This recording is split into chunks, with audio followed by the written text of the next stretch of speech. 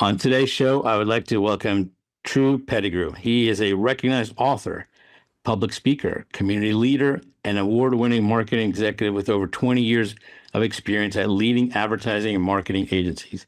He currently serves as the founder and chief bridge builder for Tru Access. And that's true because that's part of his name, where he helps organizations build bridges of trust and understanding across various areas of division. He spent 4 seasons with the Minnesota Timberwolves and Lynx of the NBA and WNBA and takes great pride in serving as the organization's first chief impact officer. Tru is also an established author with 2 books to his name, Millennials Revealed, We Could All Be Bridge Builders, a blueprint for building inclusive cultures and developing inclusive leaders. Tru has received multiple honors for his community service and leadership, and including Chiefs Award from Cary, North Carolina Police Department, Vision Award from Triangle J Council of Governments, and recognition from the International Youth Fellowship and Rotary International. Welcome, my friend Drew. This is going to be fun. Oh, wow, man. Where'd you find all of that stuff? As I'm listening, I was oh, yeah. That's not in my standard. I have a standard bio like most people that do what we do have, and it's really short. I don't even talk about a lot of that stuff. So I don't even know how you found all of that stuff. My background's research. So, a little bit of experience when you get to a certain age, right? Yeah. Well, thank you for having me, and thank you for that warm welcome and introduction. And then the other secret is having a good team. There it is, right? Yeah, we're only as good as the people we surround ourselves with. That's right. Because what do they say? You're the average of the 5 people you hang around with, right? That's it. Let's start there. We'll come back in a minute. So let's start from the beginning. Tell me the aha moments that have led you to this place, but more specifically with you, you've done a lot of things, a lot of interesting things. And some might say it's all over the map, but I know it's not. It's consistent with human nature. Yeah. So how did you get to that point? Does that make sense? Am I right? No, you are right. And it's interesting that you would call that out or even be able to point that out, so I went to school. That's not research. That's my gut. Yeah, no, it's valid. Let me just kind of affirm you in your gut feeling there. I went to college for engineering. I graduated. So even my high school, I'm originally from Baltimore, went to an engineering high school, Baltimore Polytechnic Institute, thinking I was going to become an engineer, an architectural engineer initially in high school. Then I went to DeVry University in Atlanta, graduated from DeVry with a degree in electrical engineering. And Darshan, I graduated and said, I don't want to do this with my life, right? But while I was in school, while I was in college, me and my friends, we emceed and DJ'd all the parties in college, right? And so I was an MC, I was a rapper, and the people told me I was good at it. I felt like I was good at it. And so I decided, you know what? I'm going to pursue this, and my mom, God rest her soul, it drove her just out of her mind that I graduated with a degree in engineering and I'm going to move to LA to become a rapper, right? So I followed my dreams, man, bought a one-way ticket to LA, pursue a career in rap, felt like I was good at it. And never made it as a rapper, quote unquote. Had some moderate success, right? Met a lot of the big names, met Snoop, met Ice Cube, met Dr. Dre, performed, did some live performances with Ice Cube and his crew. And then I happened into advertising, right? So I met a woman just randomly. Now, I don't believe that anymore. I just don't believe in coincidences, right? I agree with you. So, you. met a woman who had her own apparel company, and she started giving me free gear to wear during my performances. We just met socially. She became a friend. And her licensing agreement was with Converse, the sneaker company. And so I'm wearing this Converse gear. She's giving me some shoes. And I'm in LA. Converse was popular at the time. This was early 90s. And she introduces me to the folks at Converse because I was actually making some pretty good headway for the brand, right? During these live shows. And she said, hey, this guy you should meet. She introduces me to them, and they say, hey, we'd like to pay you to continue wearing our product and take it even a step further. Can you give some of our product to some of your influential friends that you know? Now, this was, Darshan, what we understand now as product placement and influencers. These are the terms and language that we use today. Those terms weren't around, and it's just we were just doing it, right? And so I end up getting introduced to their ad agency because I was doing essentially kind of a grassroots marketing for them at the time in LA. They introduced me to their ad agency and said, "Hey, we think there's a place for you in our ad agency. Can you help us replicate what you're doing in LA across all the other what they call DMAs, basically all the other markets, their top 10, marketing markets?" And I said yes, only because I thought it would help my rap career. Took the advertising gig in Boston. So I moved from LA to Boston, took the advertising job as an account planner. It's funny you talk about research. I was our qualitative research expert. So I was helping put some why behind the what. The quantitative data gave us all the other information we needed to know about developing campaigns. But I was the qualitative research guy focusing on youth, young adult, and multicultural audiences, helping us understand why, because that's where they saw my appeal was when I was a rapper, I was doing a good job of connecting with youth, young adult, and multicultural audiences. Start doing the advertising thing, and it's like, wow, I'm actually pretty good at this, and I like it. And I had some success shortly after that. I started my own boutique marketing agency that did really well, got acquired like 3 years later by a larger publicly traded agency. And so now I'm well into this advertising and marketing world at a very corporate level as an executive, making good money. And then my aha moment, it was when I did the first, when we made the sale and, during that earn out period, I really took stock and reflected back. It's like, wow, like this was not the path that I laid out for myself. Went to school for engineering. Now I'm an ad executive. Not once did I go to school for communications, marketing, any of those things that allowed me to be successful in advertising and marketing. But my aha moment was the gift never changed. It's the application of the gift that helped me to get to where I was supposed to be at that point in my life. Starting off as a rapper, right? What's the gift necessary to be good at rapping? The ability to use words to influence people's thoughts, attitudes, and behaviors and moods. Now I'm in advertising. What's the gift necessary to be a successful advertiser or marketer? The ability to use words and images to influence people's thoughts, decisions, behaviors, and moods. Now, even today, as a public speaker, what is the gift that is necessary to be successful as a public speaker? The ability to use words to influence people's thoughts, decisions, moods, and behaviors. So my aha moment, as I reflected back on my life, thinking similar to the way you said other people probably would think, I'm all over the place. But what hit me was, you know what? The gift never changed. It was where I chose to apply the gift. And every time I refined the application of that gift in an industry or a discipline that was aligned with where I was supposed to be, it opened more doors. I want to make some assumptions because you and I have not talked until this. We had a brief talk before. That was about it, right?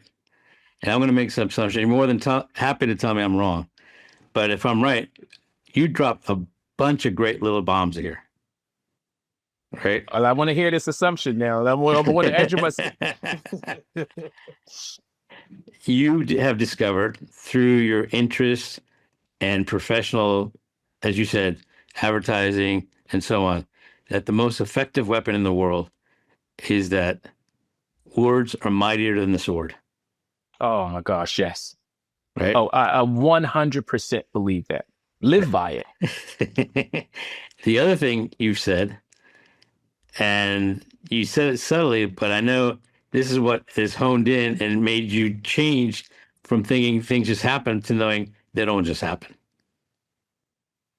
And that is, you've always had first of all, you're spiritual. Second of all, you've always had a good gut, but you've refined it because you introspect. Yeah. Yeah. You talk to yourself all the time. Oh, every day. Every day. Someone asked me once, why do you talk to yourself all the time? I was like, I just like to get expert advice from time to time. No, I'm just kidding. So I want to know who you're talking to, you or somebody else. But that's funny you say that, because you know what happens when you talk to yourself? What's that? All right, go back to advertising. Uh-huh. And go back to qualitative. That's my background. Right. Where are 95% of decisions made? We have the brain, but what are the two parts of the brain in man terms? Yeah. Well, the two parts of the brain are the way that I define it. And I don't know if I'm going to answer you in man terms, but there's the part of the brain that processes information. And then there's the part of the brain that processes emotion. And the part of the brain, which is this and emotion? If you were to label one conscious and subconscious. Oh yeah, the conscious part, right? That's the processes the information, and then the subconscious part is the one that processes emotion. And which one makes the bulk of the decisions? Emotion. The subconscious. In fact, subconscious. I'm sorry. Yeah, the 95% of decisions come from your subconscious, but most people wouldn't agree with that. But here's the thing. Why is the subconscious more powerful? You got to tell me. Because it absorbs more information than our conscious can do. Because our conscious is focused on one thing, but the subconscious, it factors in smell, sound, everything we don't even maybe think about constantly, because that's emotion. What drives emotion? All our senses. I'm no neurologist. I'm not either. But I do a lot of studying. But I do a lot of studying about, the brain and how people make choices and decisions in psychology, because I want to be the best servant I can be for those that I'm called to serve. Because even in psychology or marketing and advertising and branding, there's a thing called consumer behavior. I agree with you on that 100%. But the part of the brain that processes information and data, that conscious part, that is its only function. It's like a central information hub. It stores the information. The part of the brain that compels us to do something, to act, to behave, to make a decision, that is the subconscious, as you say, the part of the brain that controls emotion. That's why something has to feel right. That gut you were talking about before we could actually do it. That's where we get our cognitive dissonance, right? Where we have that conflict. Okay, this seems like it makes sense on the surface, but something about it doesn't feel right. Now we have this conflict, right? That's cognitive dissonance. And until we can reconcile with ourselves, again, being introspective, but you're good at this, Darshan. As I'm talking it through, we have to reconcile with ourselves to justify the behavior, the action decision that we're going to make. If it doesn't feel right, we have to figure out some way to make it feel right before we can do it. Yeah. All right. We're on the same page. Next question. Yeah. How do you reconcile? Part of that is talking to yourself. When do you do that? What time of day? How? When? Are you awake? Not awake? What are you doing? Man, you're not talking out loud. You're talking in the head. In the head. I am constantly. So why do people say, why are you talking to yourself? Why do they say that? You're not actually talking to yourself. No, well, every morning I do, when I have I open up my day, start my day with morning prayer. Sometimes it's internal, sometimes it's external. Then I have a daily affirmation, and I've taught my son to have a daily affirmation. So I am saying that out loud, like I'm talking to myself. I have to affirm myself, to remind myself that I am enough, that I have everything I need to succeed, that I am not what others try and tell me I am. That the world is going to try and tell us, Darshan, that we're not this enough, we're not that enough, we're not something enough, right? And I'm at an age now where I'm a lot more comfortable in my skin. But over the years, like I said, I was an advertising executive that never studied that area of discipline. And so there was a lot of insecurities, and I can say this to you openly and transparently, and a lot of imposter syndrome. Like, do I even belong? Like, these people around me went to school for this. Because you trusted your gut, and your gut was better than what they studied. And it ended up being that way. But that's where the daily affirmations have to come in, where I openly say, hey, Tru, you are enough. But that's when you refine your gut to the point you trust your gut now. And that's why when you get clues and stuff all around you, you can act on it with confidence. Not always, because you already know, hey, look, I can try it. And if I'm right, I'm right. And if I'm not, I'll learn. I learn. I'm telling you, wins and lessons. And I'm a big believer in that. I've just taken the loss column out of my life. It's wins and lessons. If I don't achieve what I set out to accomplish, I've learned from it to be able to apply it to the next effort. But if people who don't do that, it becomes a problem or a mistake because they don't learn from it. It's not because it's a mistake. It's because what they choose, which lens to view it through. Yeah. If you don't learn from it, then it was, and I almost hate to say a wasted experience, because I don't think any of us should ever have wasted experiences, but it becomes a wasted experience. If But either way, everything, there's not a right or wrong, because that's a personal No. choice. That's a personal choice, correct. right? Yeah. But Yep. that personal choice affects your RMA, having the right mental attitude. I like that. Yeah, that Right. does. Yep. So going back to this introspection, and you talk about that conflict, I know what you mean. How many times have you said, let me sleep on it? And you do, you come back the next day, say, I got it. Oh, often. I mean, more than I could count. Do you know More than I why? could count. Do you know why? I do not know. I do not know why. I'll tell you what I think. Again, I'm not a doctor. I'm not a psychologist. I just try to think. Because that is the time when you're asleep, your conscious and your subconscious saying, hey, man, what you do? Oh, yeah. Oh, yeah. They start talking and they start equalizing. They're not going to be equal, but they start understanding each other. And the stuff that weeds out the noise comes in. And now you got it. I tell you a moment similar to that when you mentioned in my bio that I was with the Timberwolves and the Lynx for 4 seasons, 2020 to 2024. When they first reached out to me, and I talk about this in my second book, We Can All Be Bridge Builders. When they first reached out to me, I said no. And I thought it was a very humbling, offer, like that they would, consider me. And I was very humbled by that and grateful. But where I was at the time with Tru Access, with my consultancy, things were going fine. I was like that, and appreciate it, but I'm good. Then maybe 2 weeks later, they came back with another offer, offered again, talked to my wife, said, babe, what do you think? She said, hey, look, just pray about it, right?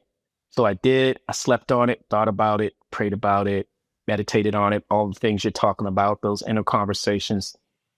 And the reason I accepted it, and I did that, I weighed all of those things you're talking about.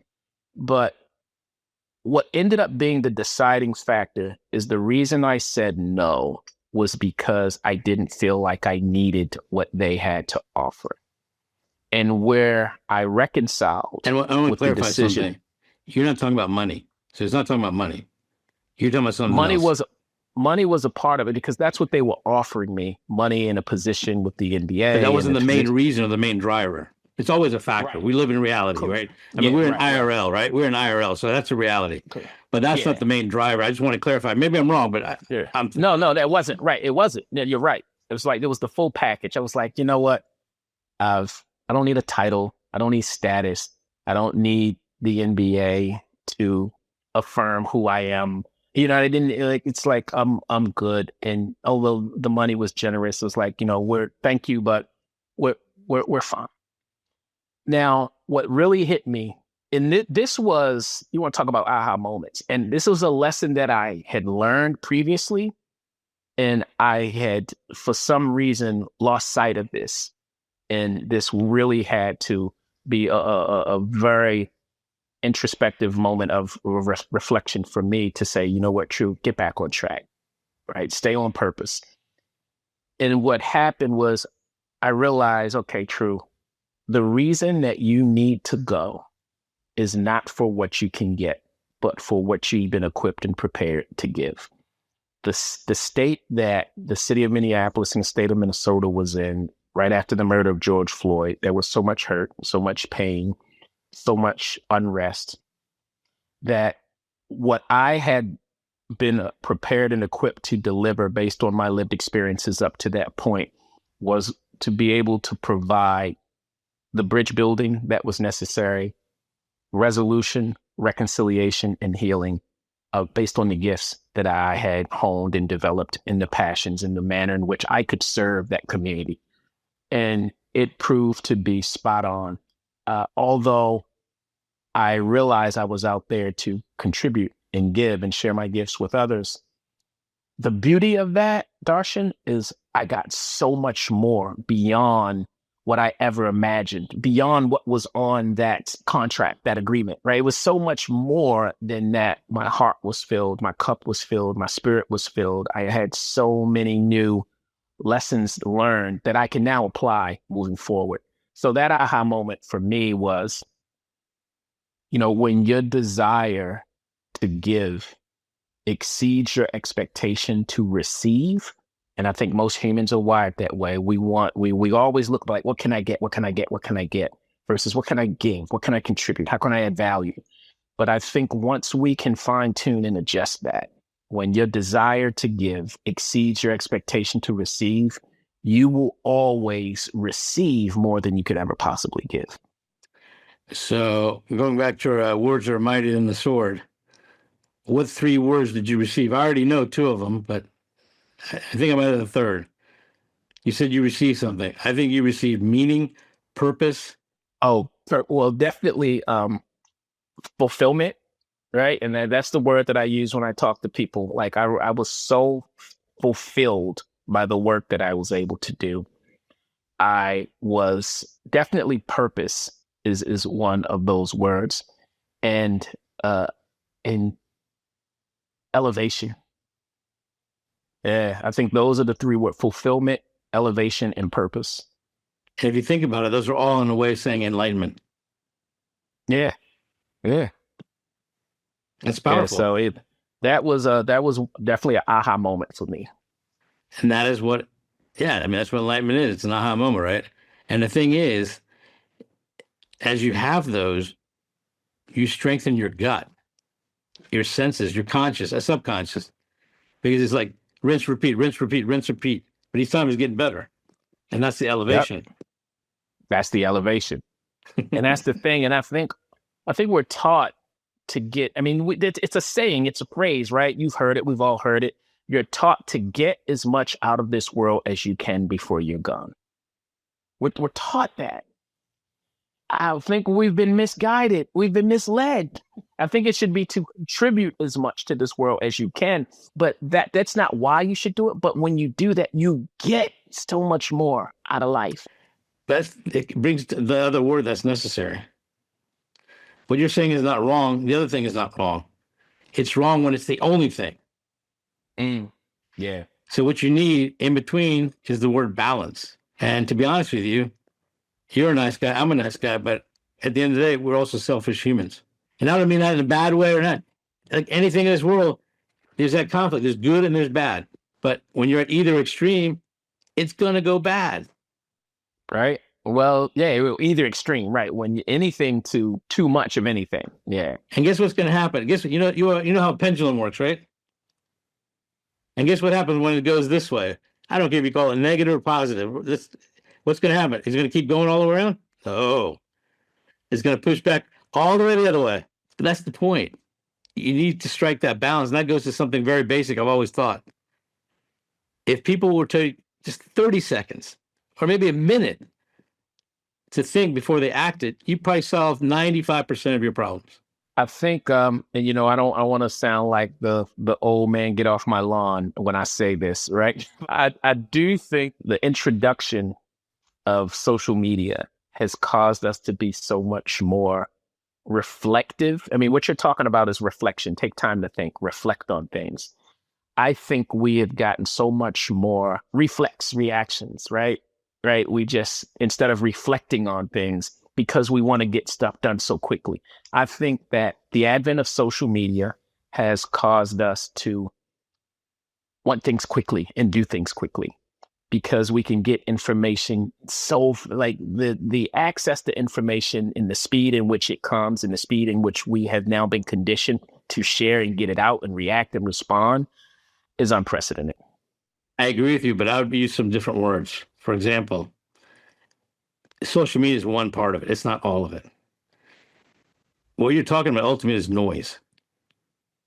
We've always had noise, but now you got more noise and it's faster. So it's even more noise when it's faster. And that's why you need to do the talking to yourself and introspection. Because what happens is your body can't keep up with all of that. And you get lost in the noise, but you lose focus of the purpose and the meaning. But it's all in there. It's all in you. Yeah. Yeah. It's already inside of you. But I think we're conditioned to want to go fast. You can go fast, but you got to process before you go fast. If you try to go fast without processing, you're not going to go fast. But try processing, you go faster. Yeah. But I don't know if people fully comprehend that. I agree. I just don't know if people fully comprehend the power and the impact. But they're not going to comprehend it. I'll tell you why. Because how do humans learn?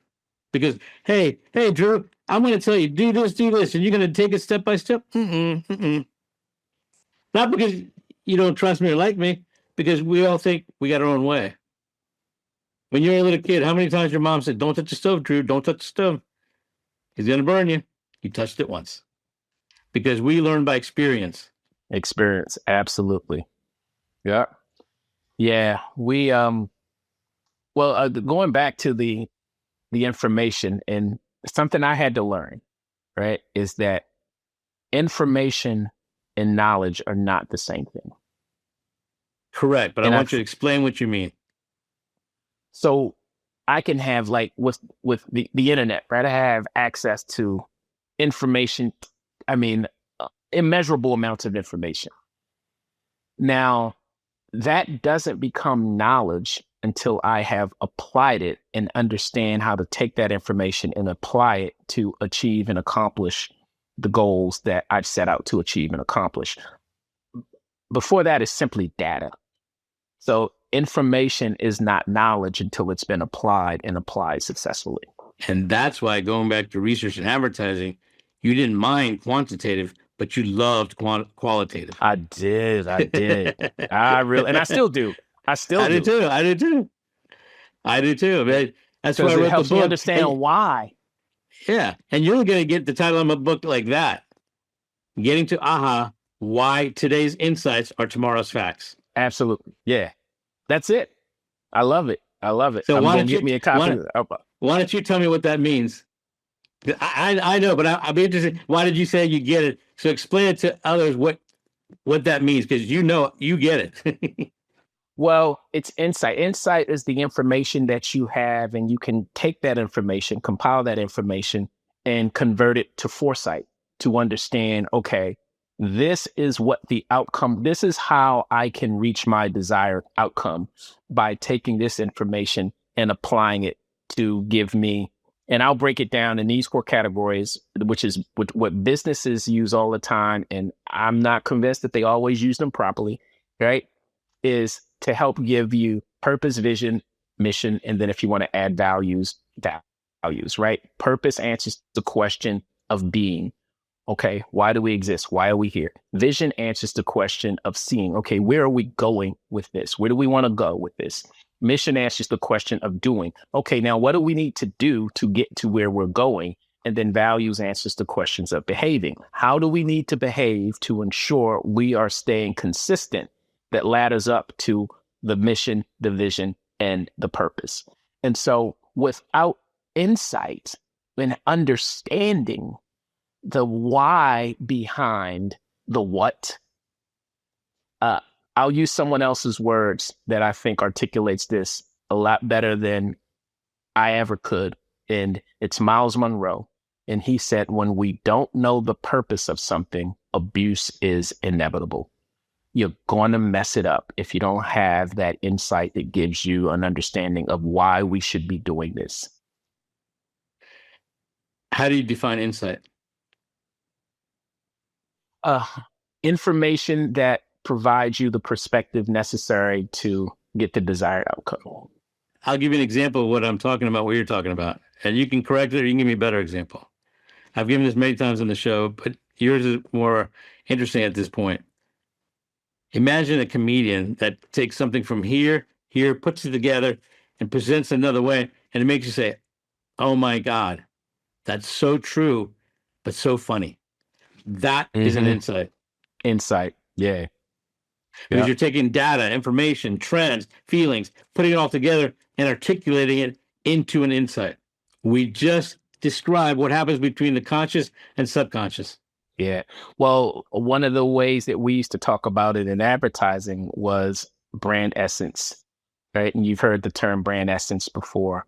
And it really is taking something which is the rational piece of why the consumer should consume or purchase this product, but combining it with the emotional piece that is going to allow them to feel good about it. You need both. And once you can combine that brand essence, a rational reason to buy, and an emotional feeling that makes you feel good about it, that's the winning combination. And what we refer to as the brand essence. So my background has been marketing, advertising, and branding pretty much all my life, mostly market research. And then recently I opened a restaurant in Thailand. In fact, that's where I'm talking to you from.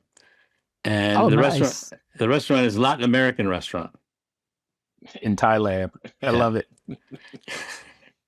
Have you ever been here? No, it's on our list, though. You It's on our list. You should crank it up because it's an amazing place for food and everything. Not to mention the people are amazing. But I told, again, remember, this is my first restaurant. Never did one. I don't even know why I did it, but I did. And I told the team we exist for two reasons. One is to delight our customers. And two, I am striving to get to wow with every dish. I love that.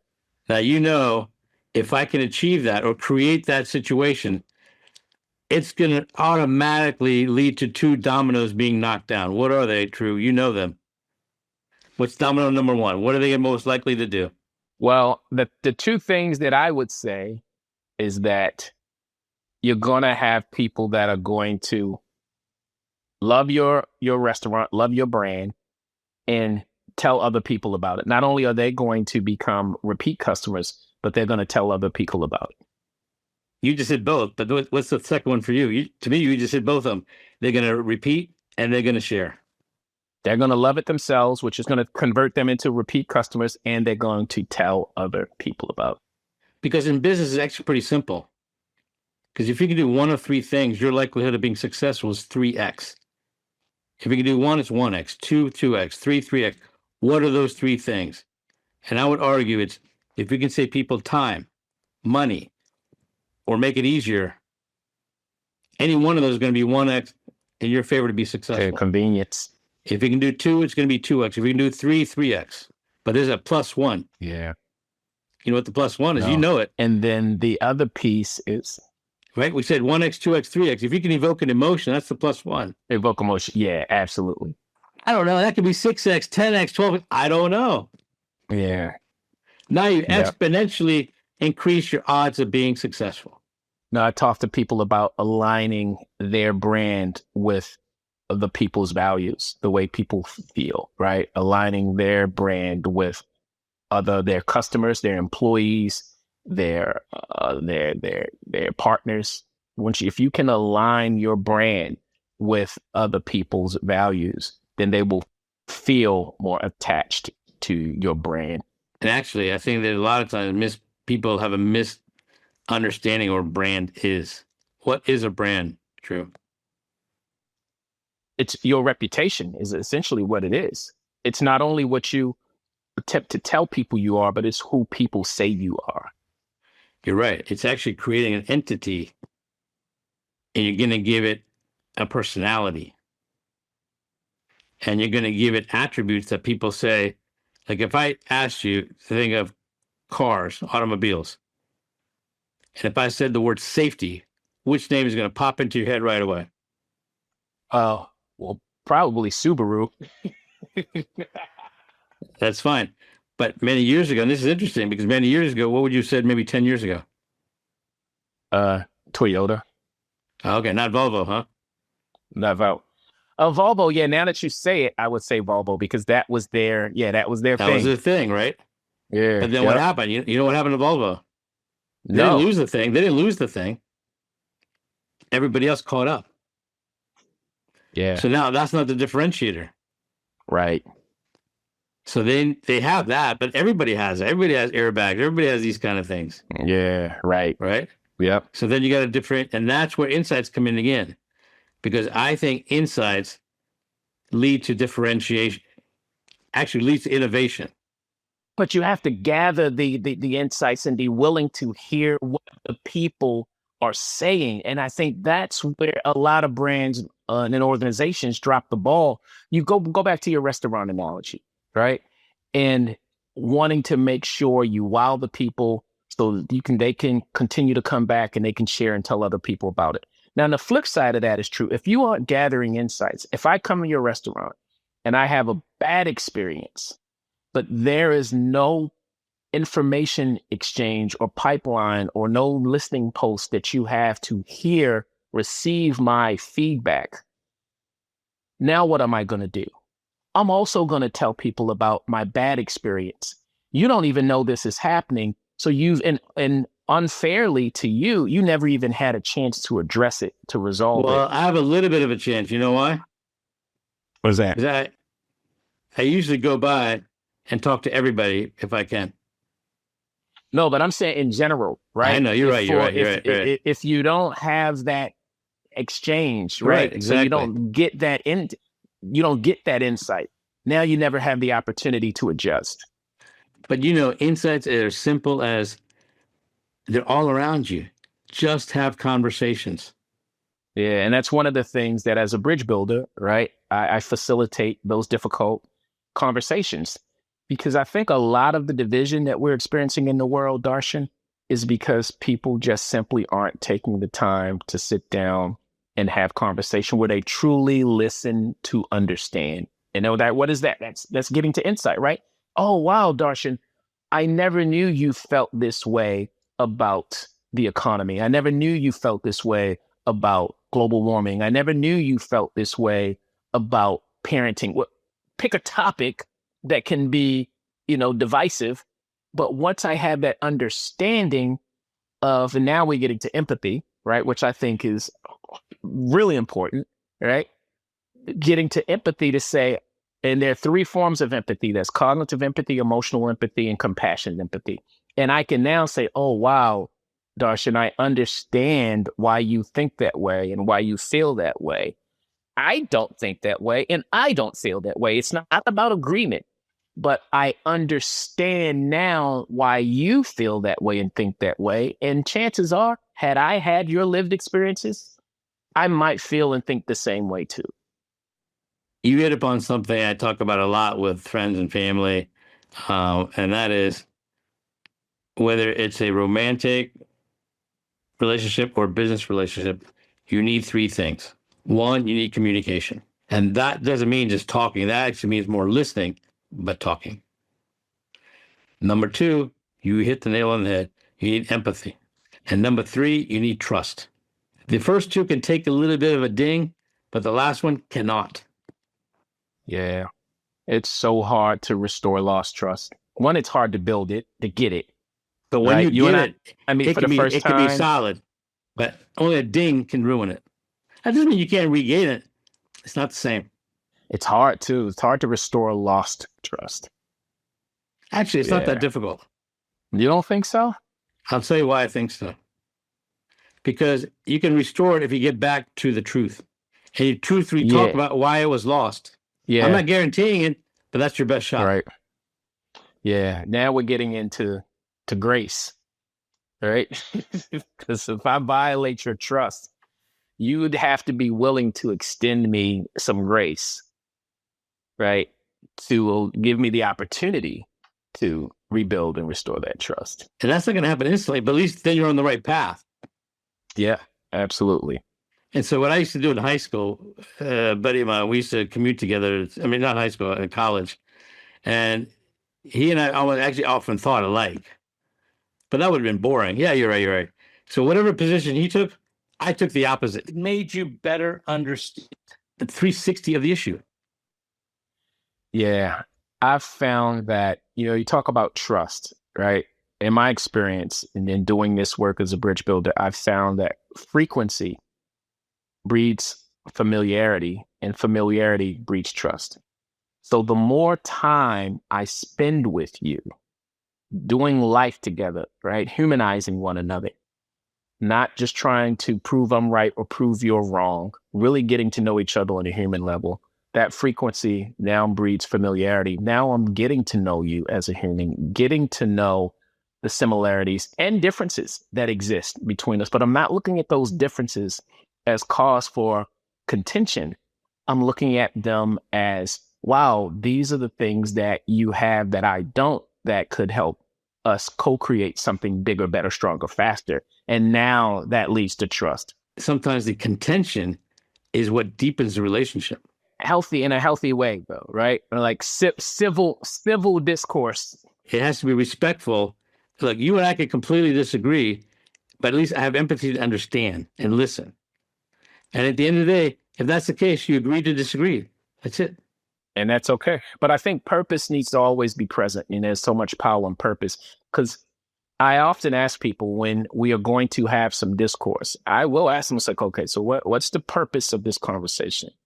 Because if the purpose is for you to attempt to prove me wrong, then I don't know, who was it? It wasn't Maxwell. I wanted to say Maxwell. Dale Carnegie, I believe, said, a person convinced against their will is of the same opinion still. Purpose of this conversation is for both of us to gain understanding, or for you to flex, to show me that you know more than me and to be condescending in some way just to prove me wrong, then there's no reason for me to engage in that conversation. And that's going back to something else you said earlier, and I kind of said the same thing, but a little different way. People often want to say, what can I get? What can I get? But I can tell you, if you go with the attitude, whatever I put in, I'm going to get equal or more back. I think, my belief is that, and I'll share it in the form of the parable of the sower, right? Sowing and reaping, right? We've all heard the phrase, you reap what you sow. It's the same thing. You're going to get out whatever you put in. Sometimes you might even get out more. But at minimum, you're going to get back what you put in. You can. If you evoke an emotion, you can. But I'm saying at minimum, you're going to get out what you put in. Yeah, but you gotta sow. Like when did that become like this? When did it gain a narrative of karma? You know, people say you reap what you sow. Now you're talking to my heritage. I'm Indian. No, but it's like, it's also can be a beautiful promise. It's not just bad, is what I'm saying. It it's like, is. And yeah, we know you what's reap what you interesting. sow. But if I'm sowing love, if I'm sowing compassion, if that's what I'm gonna reap. Now, what if you found a place where the entire nation believed in karma and balance? No, I'm not knocking it, but I'm I'm just only saying, that. Wouldn't that be amazing? Oh, yeah. But it's not only that. It's not only karma, though. It's not only bad. No, what I'm saying, and I think, correct me, Thailand is one of those places. They're Buddhist. They believe in balance. They believe in attachment leads to suffering. And they also believe what you do, good or bad, is going to enhance or take away from your karma. Right. Okay, so then now we're saying the same thing, good or bad. So if sowing seeds, right? So if I planted an apple tree in my front yard right now, I'm sowing a seed. I plant an apple tree in my front yard. How many apples am I going to get? I don't know, but it's going to be more than one. Right. So that's what I mean when I say looking at that principle of sowing and reaping through a growth mindset. Right. But as much as we say you reap what you sow, I often remind people you only reap when you sow. And I think there are people out there that are expecting to reap a harvest that aren't sowing any seeds. Well, you're saying the same thing when people say, well, if you run a business to chase money, you ain't going to make money. If you run a business to solve a problem, you're likely to make money.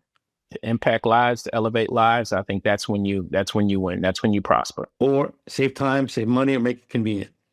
And evoke an emotion. Right. That's it. Yep. That's it. I want to go to Where do you see yourself spending your time in the future? What do you plan to do to get your future aha moments? You got a good gut now? You introspect? Where do you see the next chapter for you? I just want to continue to write books. And the aha moments is, as an author, I believe the saying goes, those of us that have been called to teach are required to learn. So if I'm going to continue to write and speak, I'm going to have to constantly be learning and growing and absorbing information, gathering new insights. So I don't become a total flop when I'm standing on that stage, right? I have to know what I'm talking about. So I love it, Darshan, just being on the stage, helping to share insights and information and providing people with tools that can help elevate their lives. Yeah. And I learned something because about 20% of my time, I still am involved with teaching or something, right? And what I learned is even when you learn something, that's one side of it. But when you teach it, you're 360'd. Yeah, you're right. No, that's true, because even once I've learned something and then I'm sharing it in a speaking engagement or a workshop, it hits different when you get it, right? You're like, yeah. And sometimes you actually have a new aha from something you've already taught before. You have those moments when you like, like you see it through a different lens. But I think that just comes with your own growth and maturity, right? The more lived experiences you have, you're able to. It comes with thinking, introspection, what we talked about. I think you just are able to see it because then you see clarity. You get to clarity. I think it's what was that top level of Maslow's hierarchy of needs is that top level is self-reflection, self-actualization. Self-actualization. Yeah. And how's that? Once all those other needs have been met. How is that different than enlightenment? It's the same thing. Yeah. It's the same stuff, thing. Different wrapper. Yeah. And I think that's what's happening as once you've gotten to a certain position in life. And I don't even think it's an age thing. I think it's a maturity thing. I think it's an achievement and an accomplishment thing. And an experience thing. Yeah. Because you could be in your 40s or 50s and you still may not have achieved that first or second level of sociological, just the safety needs, right? Or the sense of security needs. One of the paths to achieve it is when you've hit rock bottom and you feel everything has been thrown on me and you're faced with the choice, do I laugh or do I cry? And there's no right or wrong answer. But if you laugh, then you choose to say, I will survive. But there's another one too, actually. I just was enlightened by somebody I met recently. She had a similar experience and I asked her, she said, it didn't matter if I laughed or cried. I just knew I needed to move forward.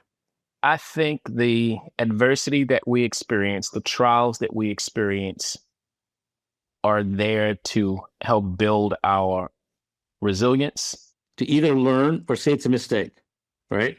And that's the same thing we talked about earlier, is when you have a relationship, if there's healthy conflict, it's actually good because that's actually more bonding than everything's great, wonderful, ha, ha, ha. I love you, Drew. Everything's great, man.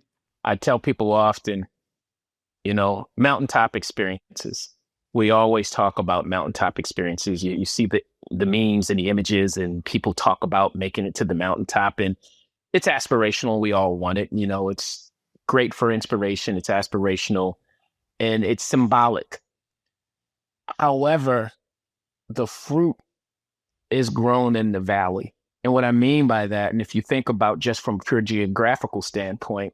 But it's only grown, as you said earlier, if you plant the seed. Right. Come on, I'll bring it in full circle. I love it.